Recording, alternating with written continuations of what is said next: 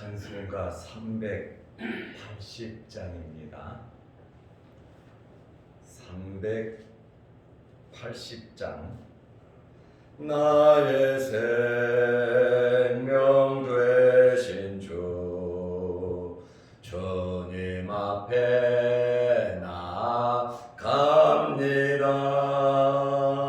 주의 흘린 보혈로 정케 하사 받아 주소서. 날마다 주를 찬송하겠네.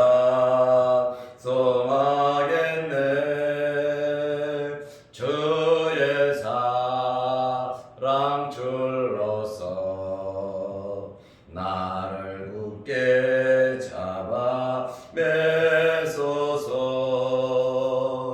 괴로운 세상 지낼 때 나를 인도하여 주소서. 주를 믿고 나가면 나의 길을 잃지 않겠네. 날마다 주를 찬송하겠네. 주의 사랑 줄로서 나를 굳게 잡아 매소서. 세상 살아갈 때에 주를 더욱 사랑합니다. 밝고 빛난 천국에 나의 영혼 들어가겠네. 날마다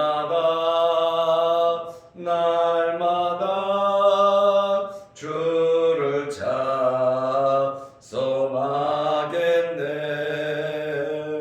주의 사랑 줄로서 나를 굳게 잡아 매소서.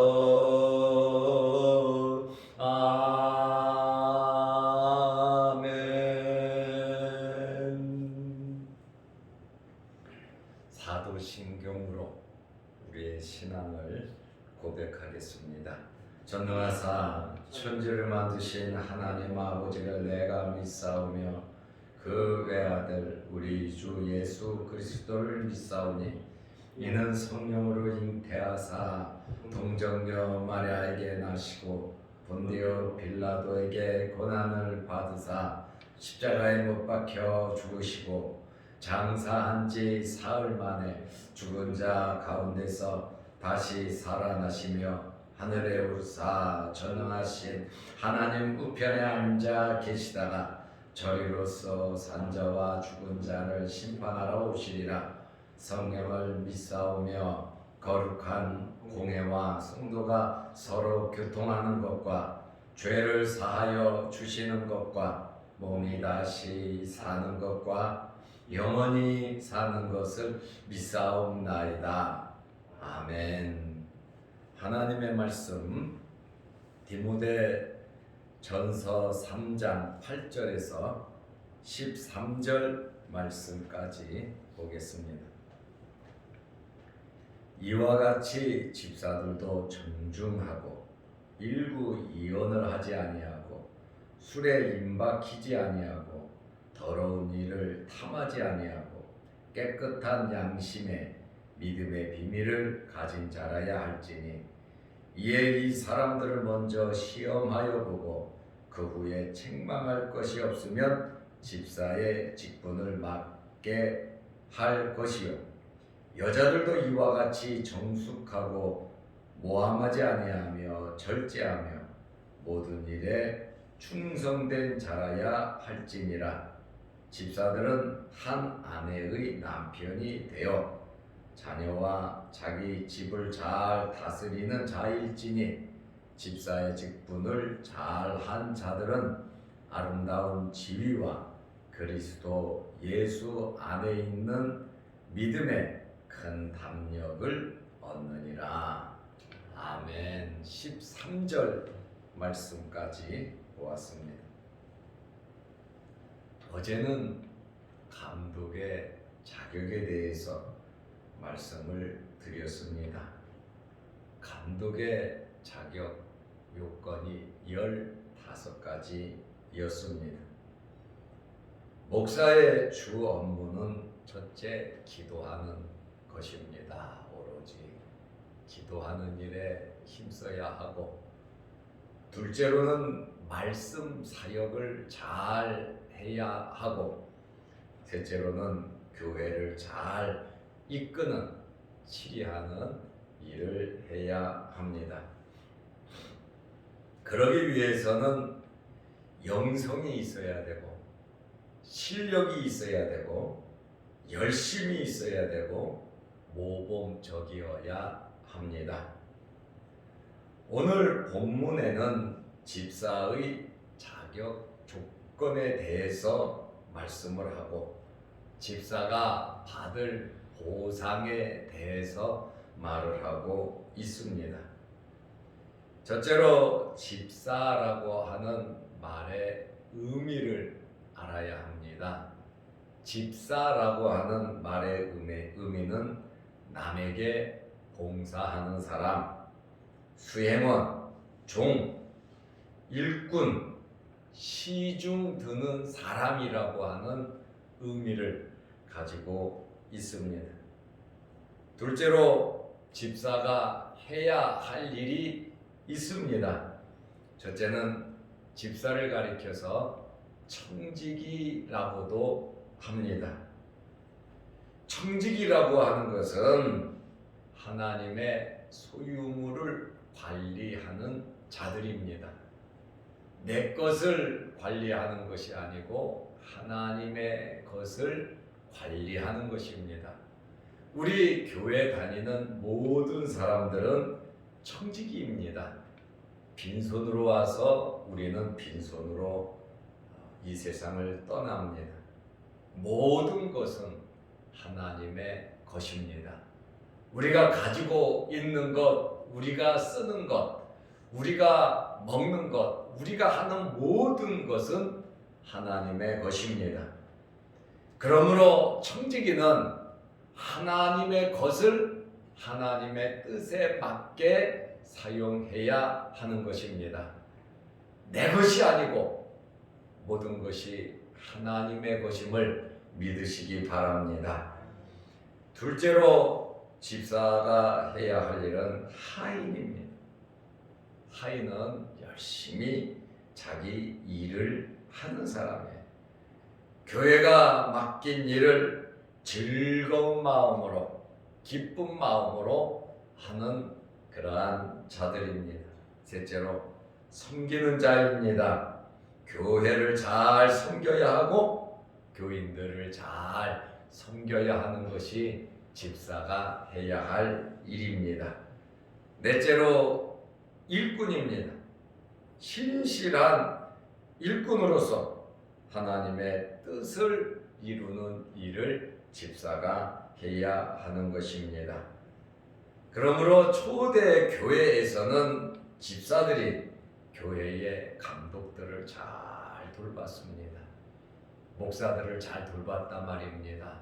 기도하는 일에 힘쓸 수 있도록, 말씀 사역에 힘쓸 수 있도록, 다른 일에 염려 걱정하고 시간 뺏기지 않도록 집사들이 목사들의 모든 일들을 잘 돌보았고, 교인들 중에 특별히 가난한 자들, 어려운 자들을 구제하는 일에 힘쓴 사람들이 바로 집사님들입니다. 그러므로 집사의 직분은 봉사하는 일이다, 이렇게 말을 할 수 있습니다. 세 번째로 집사의 자격을 오늘 말을 하고 있습니다. 7가지를 말하고 있습니다. 첫째로 집사는 8절에 보면 정중해야 합니다. 외형적인 단장을 해야 하고 외적으로도 정중해야 되고 내면적인 영적인 면에 있어서도 정중해야 하는 것입니다. 외형적인 단정함은 물론이고 내적인 단정함이라고 하는 것은 말씀을 믿고 말씀대로 순종하면서 실천하면서 살아가는 것이 영적인 단정함이라고 말할 수 있습니다. 그러므로 집사는 정중해야 하는 것입니다. 둘째로 일부 이언을 하지 않아야 합니다. 환경에 따라 자꾸 말을 바꾸면 안 되고 이 말했다가 저 말했다가 자꾸 말을 바꾸는 사람들은 집사가 되어서는 안 됩니다. 말한 것은 그대로 꼭 지킬 줄 알아야 합니다. 저도 말한 것을 지키려고 굉장히 노력하는 사람 중에 한 사람입니다. 제가 싫어하는 사람들이 있어요. 내가 싫어하는 사람은 약속을 해놓고 쉽게 바꾸는 겁니다. 그리고 예약을 해놓고 쉽게 바꾸는 사람, 뭐든지 말을 해놓고 바꾸는 사람 저는 별로 좋아하지 않습니다. 물론 상황에 따라 바꿀 수는 있어요. 그러나 너무 쉽게 나의 편리함 때문에 말해놓고 일정을 바꾼다든가 행사를 바꾼다고 날짜를 바꾼다고 장소를 바꾼다는 거 그것은 별로 좋은 습관은 아닙니다. 말을 했으면 좀 불편하더라도 지킬 줄 알아야 하는 것입니다. 그러므로 일부 이언하지 않는다. 말을 잘해야 하는데 남의 가정 이야기를 한다거나 부정적인 이야기를 한다거나 헐뜯는 이야기를 한다거나 일부 이언을 해서는 안 된다라고 하는 그러한 말입니다. 세 번째로 집사는 술을 마셔서는 안 됩니다. 술은 교회 지도자들에게 절대로 맞지 않습니다. 술과 담배는 교인들은 하면 안 됩니다. 왜냐하면 덕을 세워야 되기 때문에 그렇습니다. 세상 사람들은 교회 다니는 사람을 볼 때에 첫째로 술을 안 먹는다. 담배를 안 핀다.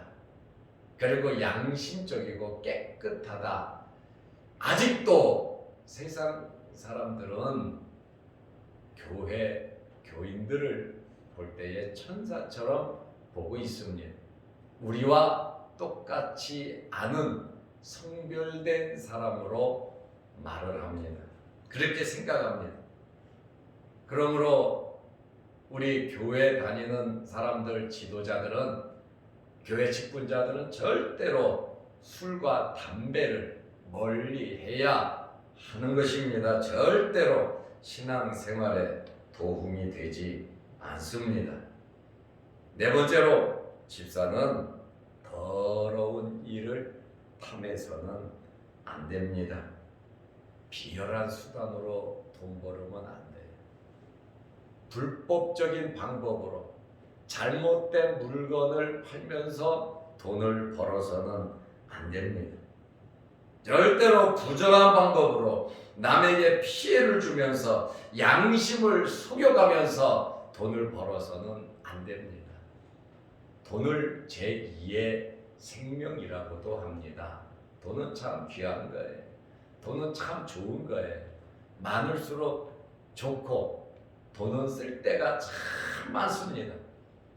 그러나 우리 믿는 사람들은 부정하게 잘못된 방법으로 속여가면서 양심의 꺼리낌을 느끼면서 돈을 벌어서는 안 됩니다. 그러므로 돈 문제가 깨끗한 사람이 진실된 사람이에요. 돈 문제가 지저분한 사람은 절대로 그 사람 깨끗한 사람이라고 말할 수가 없습니다. 우리는 하나님께서 주시는 것만 받으면 되는 거예요. 내 양심에 꺼리끼지 않는 물질을 받으면 되는 거예요. 하나님의 말씀에 벗어난 물질을 우리가 취해서는 안 된다라고 하는 그러한 말씀입니다. 저도 목회를 하다 보면 여기저기에서 돈이 생기기도 합니다. 또 노예 일을 하고 총회 일을 하다 보면 돈이 생기기도 합니다. 그러나 제가 다놓고 말할 수 있는 것은 어디에서든지 부정하게 돈 10,000원이라도 받아본 적은 없습니다. 돈을 받았다면 다 돌려보냈습니다.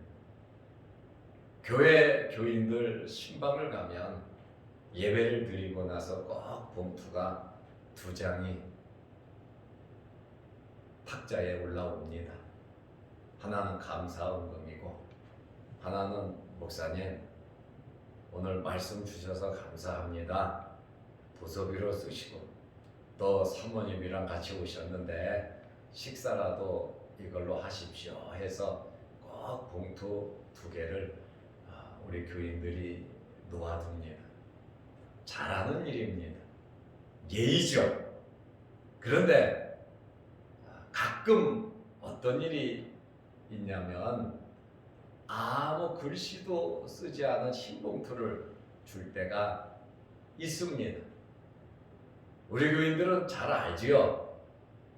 감사헌금 쓰고 목사님 도서비, 어떤 때는 목사님 식사비, 안 그러면은 그 아무것도 안 쓴 거는 사모님이랑 식사하세요. 이거 도서비로 목사님 쓰세요. 목사님 드리는 거예요. 또 저를 주기 불편하면 집사람을 줘요. 그런데 가끔 흰 봉투를 줄 때가 있어요. 아무 말도 안 하고 봉투를 줘요. 제가 어떤 때는 이게 뭡니까?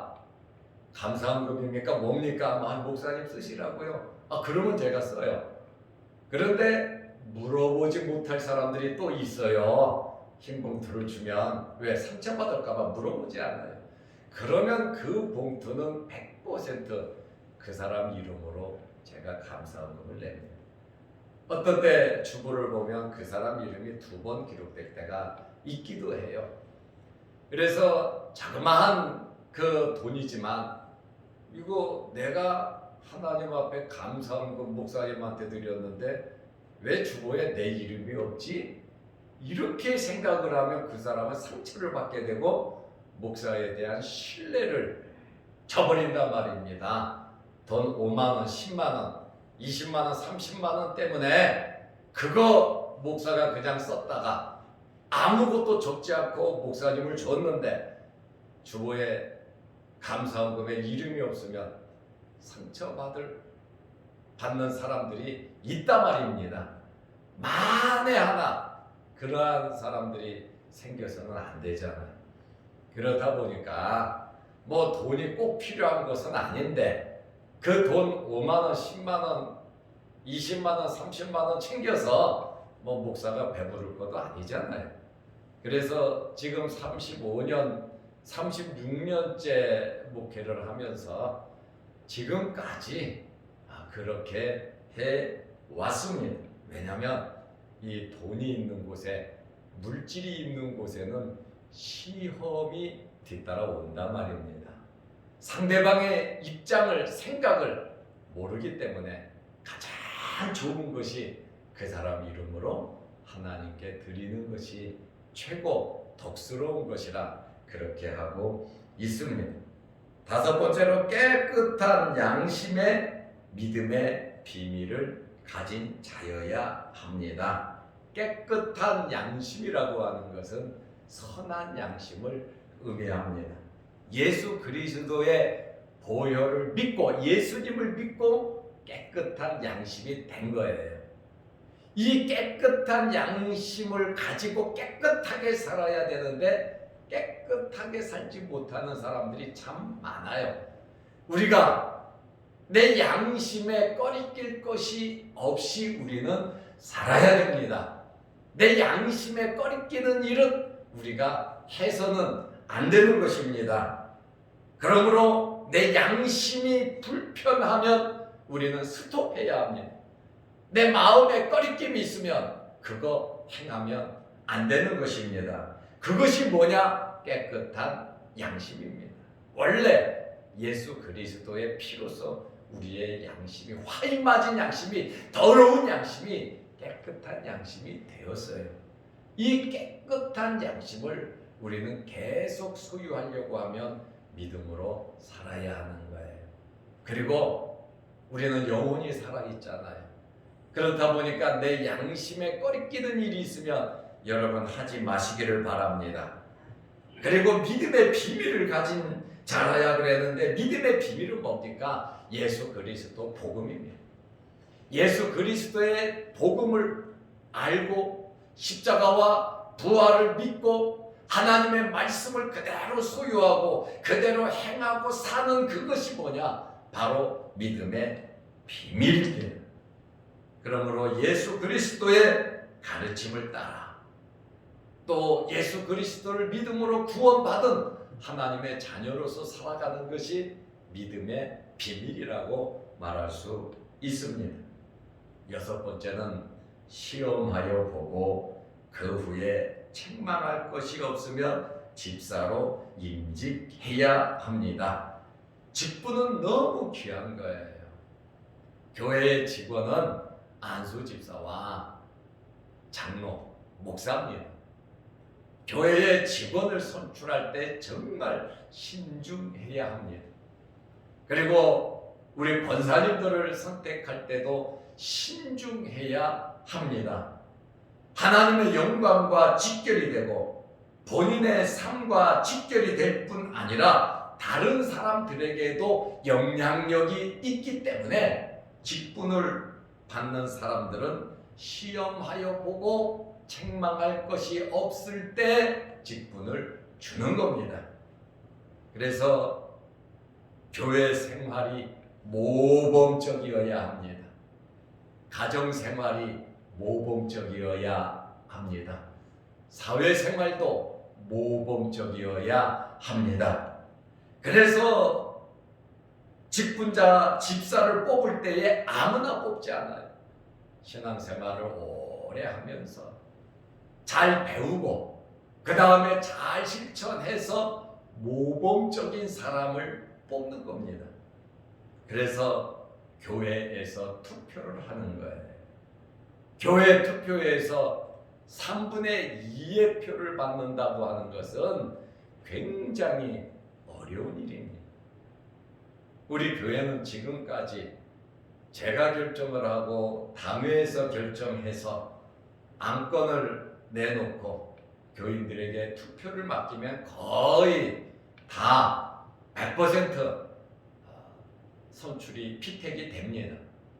그만큼 신뢰가 있는 것이죠.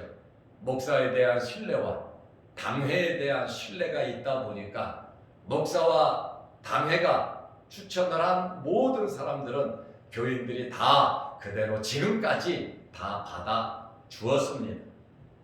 그러나 다른 교회는 그렇지가 않아요. 투표를 해서 정말 엄청난 일들이 많아요. 다툼도 있고 싸움도 있고 파가 갈라지기도 하고 1년, 2년, 3년, 5년, 10년 돼도 장로가 되지 못하고 안수집사, 권사가 되지 못한 사람들 많습니다. 그러다 보니까 직분자는 아무나 세우는 것이 아니다. 시험해보고 후에 책망할 것이 없을 때에 세우는 거예요. 왜냐하면 교인들은 직분자를 보고 따라가요.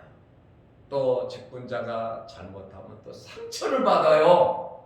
그렇기 때문에 주님의 몸된 교회가 잘 되려고 하면 직분자들이 잘해야 됩니다.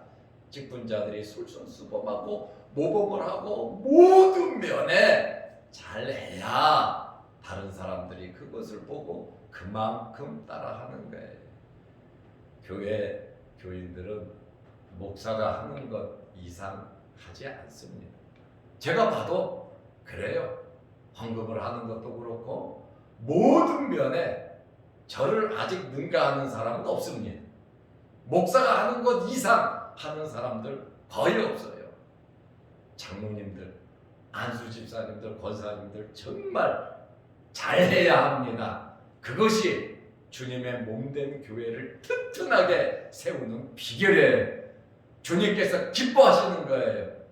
그러므로 우리 직분자들은 직분 잘 감당하시기를 바랍니다. 그것이 우리들이 주의 몸된 교회를 세워가는 그러한 방법이고, 또 직분자를 세울 때 투표를 하고 시험해보고 하는 거예요.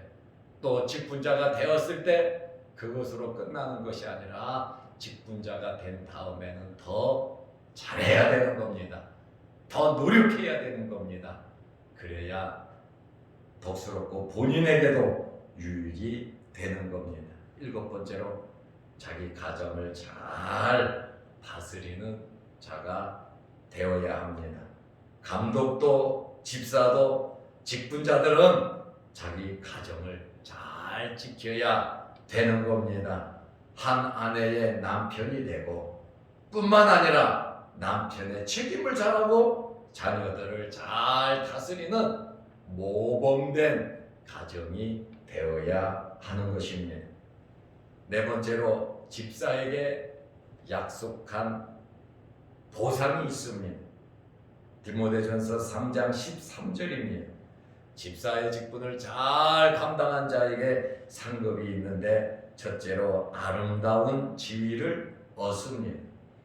명성을 얻는다 그 말입니다. 하나님께 인정받고 사람들에게 인정받는, 여기 지위라고 하는 것은 높아진다는 거예요. 승진한다는 것이 아니라 좋은 평판을 받는다는 거예요. 사람들에게 존경받는다는 거예요. 2번째로 믿음의 큰 담력을 얻습니다. 하나님께서 함께 하셔서 직분 잘 감당하면 감당할 수 있도록 하나님께서 능력을 주신다는 말씀입니다. 내가 하는 것이 아니라 하나님께서 주시는 힘으로 하는 것입니다. 그러므로 직분 잘 감당해서 아름다운 지위와 믿음의 큰 담력이 있으시기를 바랍니다. 기도드리겠습니다. 하나님 아버지, 오늘 직분자의 자격에 대한 말씀을 우리가 들었습니다. 들은 말씀대로 순종하고 우리에게 맡겨주신 직분 잘 감당해서 주님의 몸된 교회를 튼튼히 세우게 하옵소서. 오늘 기도하는 기도 제목마다 들어주시고 영상으로 함께 예배드리며 기도하는 성도들의 기도도 들어주옵소서. 매일 거룩한 주일을 잘 예배할 수 있는 하루 되게 하옵소서. 예수님의 이름으로 기도드리옵나이다. 아멘. 하늘에 계신 우리 아버지여, 이름이 거룩히 여김을 받으시오며 나라의 마옵시며 뜻이 하늘에서 이룬 것 같이 땅에서도 이루어지이다. 오늘날 우리에게 일용할 양식을 주옵시고 우리가 우리에게 죄 지은 자를 사하여 준 것 같이 우리 죄를 사하여 주옵시고 우리를 시험에 들게 하지 마옵시고 다만 악에서 구하옵소서. 대개 나라와 권세와 영광이 아버지께 영원히 있사옵나이다. 아멘. 자유로 기도하시기 바랍니다.